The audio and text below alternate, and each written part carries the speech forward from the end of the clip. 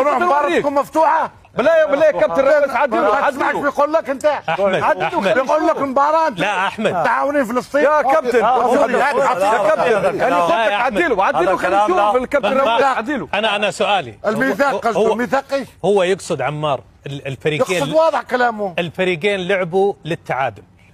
زين اوكي الفريقين لعبوا للتعادل والتعادل ما دام لعبوش وكان يعني مفتوحه مباراه كان اللعب كله في وسط الملعب بس هذا اللي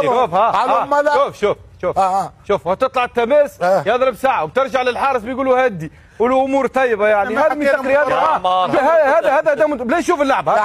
مباراه المانيا والنمسا علاش تكلم فيه نفس مباراه المانيا والنمسا نفسها كان ينجم يتفرج فينا واحد وربي ياخذ من الدرس لو جات لعبه. شوف ها بتطلع تماس الحين اوكي يلا اوكي شوف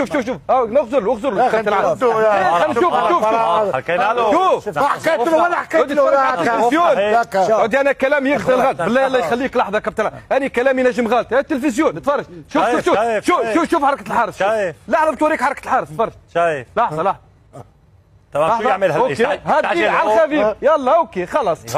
على الخفيف امورنا طيبه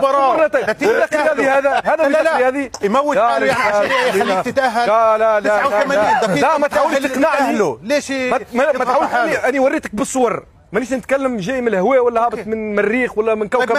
وريتك صور انت بتلعب كاس عالم ونقطه بتاهلك وليش انا عندي مقابله اخرى فما ميثاق رياضي كنت احكي لك على الميثاق الرياضي يعني انا اذبح حالي اموت حالي عشان تتاهل يعني يا ودي ميثاق رياضي تموت حالك على الميثاق الرياضي ما تموتش حالك على الميثاق الرياضي.